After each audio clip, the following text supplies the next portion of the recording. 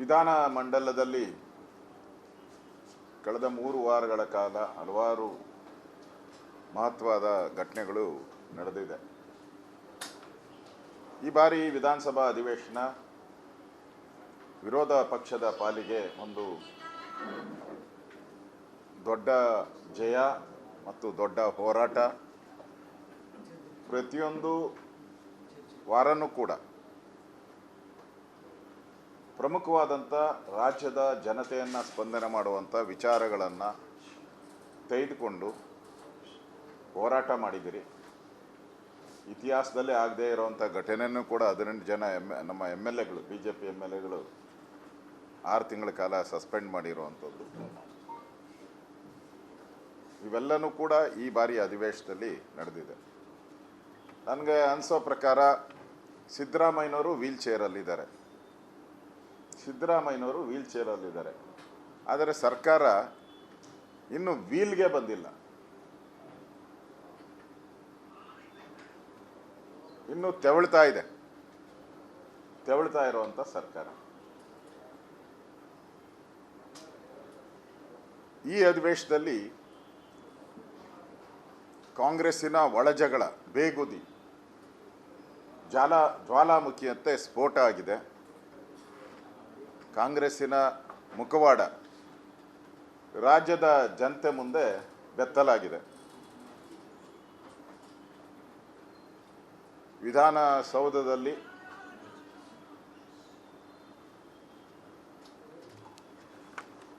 ಸರ್ಕಾರ ತನ್ನನ್ನು ತಾನು ಸಮರ್ಥನೆ ಮಾಡಿಕೊಳ್ಳೋದರಲ್ಲಿ ಕಾನೂನಾತ್ಮಕವಾಗೂ ವೈಫಲ್ಯ ಆಗಿದೆ, ಜನಗಳ ಮುಂದೆನೂ ವೈಫಲ್ಯ ಆಗಿದೆ.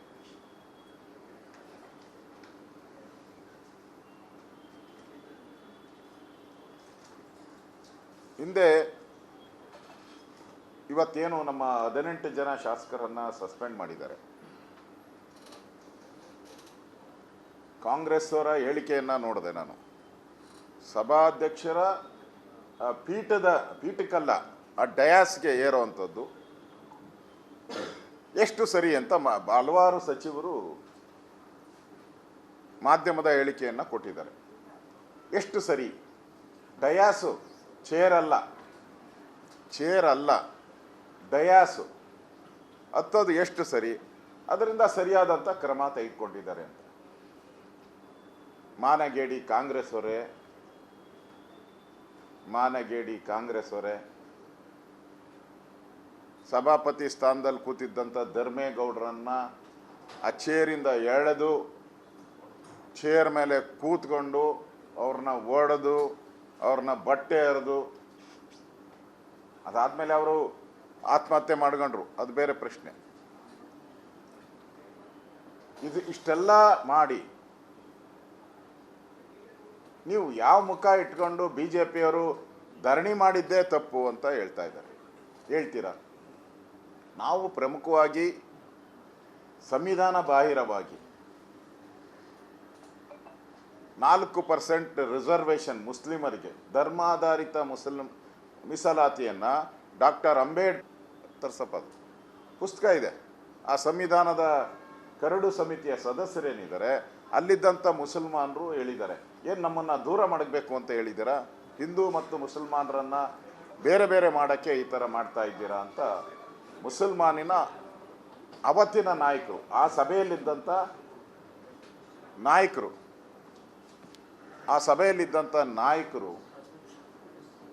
ಹೇಳಿದ್ದಾರೆ. ಅವತ್ತಿದ್ದಂಥ ಮುಸಲ್ಮಾನರು ಹೆಂಗಿದ್ರು ಅನ್ನೋದು, ಅವತ್ತಿದ್ದ ಮುಸಲ್ಮಾನರು ಹೇಗಿದ್ದರು ಅನ್ನೋದಕ್ಕೆ ಇದೊಂದು ಉದಾಹರಣೆಯನ್ನು ನಾನು ಕೊಡ್ತಾ ಇದ್ದೀನಿ. ತಜ್ಮುಲ್ಲಾ ಹುಸೇನ್, ಬಿಹಾರದವರು, ಮುಸ್ಲಿಂ, ಅವ್ರು ಹೇಳಿದ್ದಾರೆ, ತಮ್ಮ ಕನ್ನಡಕವನ್ನು ಬದಲಾಯಿಸಿಕೊಳ್ಳಿ ಮಾನ್ಯ ಸಭಾಧ್ಯಕ್ಷರೇ. ಅಂದರೆ ಮುಸ್ಲಿಮರ ಪರವಾಗಿ ಮಾತಾಡುತ್ತೇನೆ, ಮುಸ್ಲಿಮರಿಗೆ ಯಾವುದೇ ಮೀಸಲಾತಿ ಇರಕೂಡದು. ಪ್ರಪಂಚದ ಯಾವುದೇ ಪ್ರಜಾತಾಂತ್ರಿಕ ಅಭಿವೃದ್ಧಿ ದೇಶದಲ್ಲೂ ಕ್ಷೇತ್ರಗಳ ಮೀಸಲಾತಿ ಎಂಬುದೇ ಇಲ್ಲ. ಇಂಗ್ಲೆಂಡಿನ ನೋಡಿ ಆ ಥರದ್ದೆಲ್ಲ ಹೇಳಿದ್ದಾರೆ. ನಮಗೆ ಮುಸ್ಲಿಮರಿಗೆ ಯಾವುದೇ ಮೀಸಲಾತಿ ಬೇಕಿಲ್ಲ. ನಮಗೆ ಮುಸ್ಲಿಮರು ಯಾವುದೇ ರಿಯಾಯಿತಿ ಬೇಕಿಲ್ಲ, ನಮಗೆ ಮುಸ್ಲಿಮರಿಗೆ ಯಾವುದೇ ಸುರಕ್ಷತೆ ಬೇಕಿಲ್ಲ, ನಾವು ದುರ್ಬಲರಲ್ಲ. ಈ ರಿಯಾಯಿತಿ ನಮಗೆ ಒಳ್ಳೆಯದರ ಬದಲು ಕೆಡುಕನ್ನೇ ಮಾಡುತ್ತದೆ. ಇದು ಅವತ್ತಿನ ಸಮಿತಿಯಲ್ಲಿದ್ದಂಥ ತಾಜ್ ಮಹಲ್ ಹುಸೇನ್ ಬಿಹಾರದವರವರು ಅವರು ಹೇಳಿರುವಂಥದ್ದು.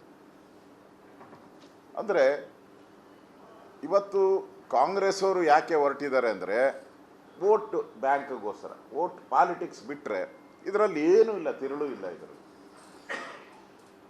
ಒಂದು ರೀತಿ ಹಿಂದೂ ಮತ್ತು ಮುಸಲ್ಮಾನರನ್ನು ಒಡೆಯುವಂಥ ಇವರ DNA ಏನು ಬಂದ್ಬಿಟ್ಟಿದೆ ಅಲ್ಲ. ಯಾಕಂದರೆ ಇವರು ಬ್ರಿಟಿಷರ ಪಳೆಯೋಳಿಕೆ, ಇವರು ಕಾಂಗ್ರೆಸ್ ಅವರು. ಯಾಕಂದರೆ ಕಾಂಗ್ರೆಸ್ಸಿನ ಪಾರ್ಟಿಯನ್ನು ಪ್ರಾರಂಭ ಮಾಡಿದ್ದೇ ಬ್ರಿಟಿಷರು. ಅವ್ರು ಸೇಫ್ಟಿಗೆ ಮಾಡಿದ್ರು, ಹಿಂದೂ ಮುಸ್ಲಿಮ್ಗಳನ್ನು ಒಡೆದ್ರು. ಅವರು ಬಿಟ್ಟು ಹೋಗೋವಾಗ ಆ ಪೇಟೆಂಟ್ನ ಬ್ರಿಟಿಷರು ಆ ಪೇಟೆಂಟ್ ಏನಿತ್ತು ಅದನ್ನು ಕಾಂಗ್ರೆಸ್ ಅವ್ರಿಗೆ ಕೊಟ್ಟೋದ್ರು. ಕಾಂಗ್ರೆಸ್ ಅವರು ಅದನ್ನು ಕಂಟಿನ್ಯೂ ಮಾಡ್ತಾ ಇದ್ದಾರೆ. ಒಡೆದ ಆಳುವ ಒಂದು ನೀತಿ ಏನಿದೆ ಅದನ್ನು ಕಾಂಗ್ರೆಸ್ ಅವರು ಮಾಡ್ತಾ ಇದ್ದಾರೆ. ಇದರ ಪ್ರತಿಫಲವಾಗಿ ಇವತ್ತು ಮೀಸಲಾತಿ ಎಂಬ ಒಂದು ಭೂತವನ್ನು ರಾಜ್ಯದ ಹಿಂದೂಗಳ ಮೇಲೆ ಏರ್ತಾ ಇದ್ದಾರೆ. ಅಂದರೆ ಈಗ ಯಾವ್ದನ್ನು ಕಸಿತಾ ಇದ್ದಾರೆ? ಹಿಂದೂಗಳ ಮೀಸಲಾತಿಯ ಹಿಂದೂಗಳಿದ್ದಂಥ ಒಂದು ಅವಕಾಶಗಳೇನಿತ್ತು ಅದನ್ನು ಕಸಿತಾ ಇದ್ದಾರೆ. ಈಗ ಹಿಂದೂಗಳಿಗೇನೋ ಕಾಂಟ್ರಾಕ್ಟಲ್ಲಿ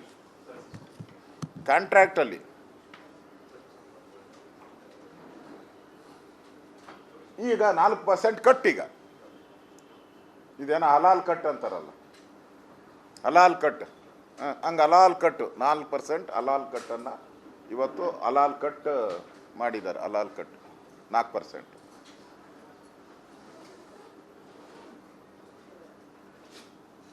ಈಗಾಗಲೇ ನೀವು ಕೆಲವು ಕಡೆ ಅಂತೂ ಮಂಗಳೂರಲ್ಲಿ ಮೋರ್ ದೆನ್ 50% ಮುಸಲ್ಮಾನರು ಕಾಂಟ್ರಾಕ್ಟಲ್ಲಿ ಇದ್ದಾರೆ. More than 50%. ಎಂದಾದರೂ ಚರ್ಚೆ ಬಂದಿತ್ತಾ ಇದು? ನಾನು ಸ್ಪೀಕರ್ ಅವ್ರನ್ನ ಭೇಟಿ ಮಾಡಿದಾಗ ಅವರೇ ಹೇಳಿದ್ರು ಮೋರ್ ದೆನ್ 50% ಇದ್ದಾರೆ ಅಂತ. ನಮ್ಮ MLAಗಳು ಯಾರ್ಯಾರು ಇದ್ದಾರೆ ಅಲ್ಲೂ ಕೂಡ ಮುಸ್ಲಿಮಾನರು ಕೆಲಸ ಮಾಡ್ತಾರೆ, ಏನು ಸಮಸ್ಯೆನೇ ಆಗಿರಲಿಲ್ಲ. ಅಂದರೆ ಹಿಂದೂಗಳು ನಮ್ಗೆ ಅವ್ರಿಗೇನೋ ಅನಿಸ್ಬಿಟ್ಟಿದೆ, ಇನ್ನು ಮುಂದೆ ಬರ್ತಾ ಹಿಂದೂಗಳು ಯಾರು ವೋಟ್ ಮಾಡಲ್ಲ. ಯಾಕೆಂದರೆ ವಿಧಾನಸಭೆಯಲ್ಲೇ ನೋಡಿದೆ, ಕಾಂಗ್ರೆಸ್ ಅವರು ಒಂದು 5-6 ಜನ ಹಿಂದೆ ಎದ್ದು ನಿಂತ್ಕೊಂಡು ನಾನು ಹಿಂದೂ ಆ ಮಟ್ಟಕ್ಕೆ ಬಂದ್ಬಿಟ್ಟಿದ್ದಾರೆ. ನಾನು ಹಿಂದೂ ಅಂತ. ಅಂದರೆ ಅವ್ರಿಗೆ ನಂಬಿಕೆ ಹೊರಟೋಗ್ಬಿಟ್ಟಿದೆ, ಅವ್ರಿಗೆ ಆ ನಂಬಿಕೆ ವಿಶ್ವಾಸ ಹೊರಟೋಗ್ಬಿಟ್ಟಿದೆ. ಜನ ನಂಬ್ತಾ ಇಲ್ಲ ಅವ್ರನ್ನ. ಆ ಸ್ಥಿತಿಗೆ ಇವತ್ತು ಬಂದಿದ್ದಾರೆ.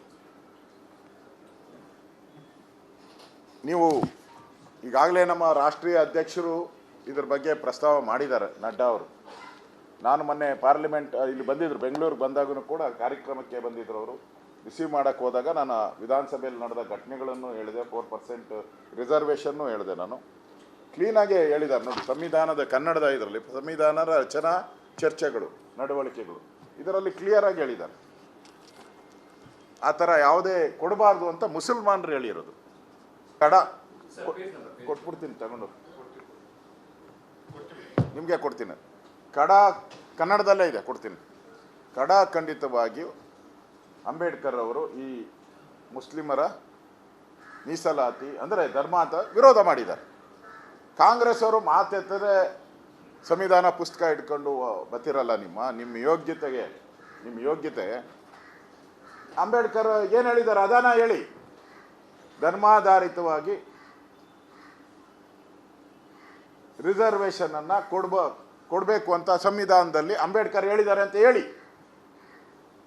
ನೀವು ಮಾತೆತ್ತರೆ ಅಂಬೇಡ್ಕರ್ ಅನ್ನೋ ಹೇಳೋ ಅಂಥವ್ರು ಇದಕ್ಕೆ ಯಾಕೆ ಅಂಬೇಡ್ಕರ್ ಅವ್ರಿಗೆ ವಿರುದ್ಧವಾಗಿ ಹೋಗ್ತಾ ಇದ್ದೀರಾ? ಮರ್ತು ಬಿಡೋಣ, ಅಂಬೇಡ್ಕರ್ನ ಸೋಲ್ಸಿದ್ದು ನೀವೇ.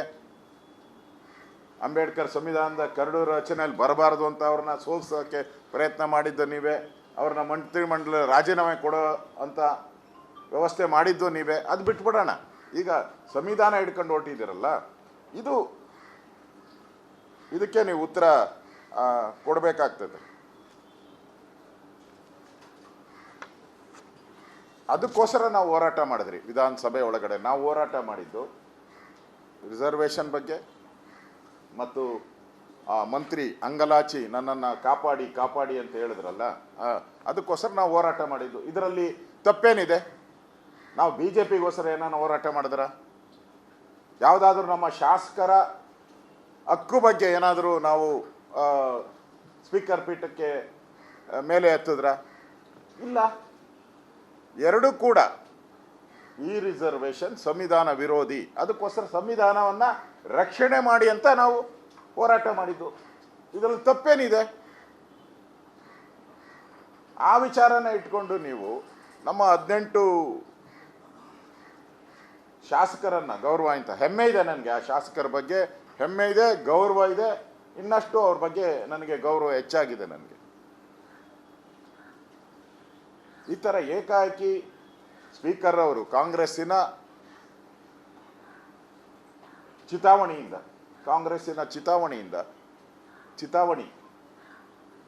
ಸಸ್ಪೆಂಡ್ ಮಾಡಿರೋವಂಥದ್ದು ಕಾನೂನಿಗೆ ವಿರುದ್ಧ ಇದೆ. ನಾನೆಲ್ಲ ಹಿಂದೆ ಇದ್ದಂಥ ಸ್ಪೀಕರ್ ಜೊತೆನೂ ನಾನು ಮಾತಾಡಿದ್ದೀನಿ. ಅವರೆಲ್ಲರೂ ಹೇಳಿದ್ರು ಯಾರೂ ಕೂಡ ಈ ಥರದ ಕೆಲಸವನ್ನು ಮಾಡಿಲ್ಲ. ಯಾವುದೇ ಸ್ಪೀಕರ್, ಕಾಂಗ್ರೆಸ್ ಅವರು ಕೆಲವು ಉದಾಹರಣೆ ಕೊಟ್ಟರು. ಯಾರು ಕೂಡ, ನಾನು ಕಾಗೇರಿಯವ್ನು ಕೇಳಿದೆ, ನೀವೇನೋ 1 ವರ್ಷ ಸಸ್ಪೆಂಡ್ ಮಾಡಿದ್ದೀರಾ ಅಂತ ಹೇಳ್ತಾ ಇದ್ದಾರೆ ಕಾಂಗ್ರೆಸ್ ಅವರು ಅಂತ. ನಾನು ಸಸ್ಪೆಂಡ್ ಮಾಡೇ ಇಲ್ಲ, ಒಂದೇ ವಾರ ನಾನು ಅತಿ ಹೆಚ್ಚು ಮಾಡಿರೋದು ಅಂತ ಹೇಳಿದ್ದಾರೆ. ಅಂದರೆ ನಮ್ಮ ಶಾಸಕರನ್ನು ಹೊರಗಿಟ್ಟು ನೀವು ಅಧಿವೇಶನ ನಡೆಸಬೇಕು ಅಂತ ಇದ್ದೀರಾ?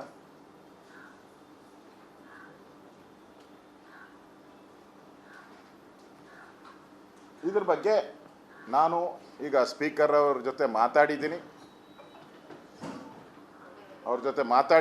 ಅವರು ಹಬ್ಬ ಮುಗಿದ ಮೇಲೆ ನಿಮ್ಮ ಜೊತೆ ನಾನು ಮಾತಾಡ್ತೀನಿ ಅಂತಲೂ ಹೇಳಿದ್ದಾರೆ. ನಾವು ತೆಗಿಲಿಲ್ಲ ಅಂದರೆ ಇನ್ನಷ್ಟು ದೊಡ್ಡ ಹೋರಾಟವನ್ನು ನಾವು ಕೈಗೊಳ್ಳೋರಿದ್ದೀವಿ.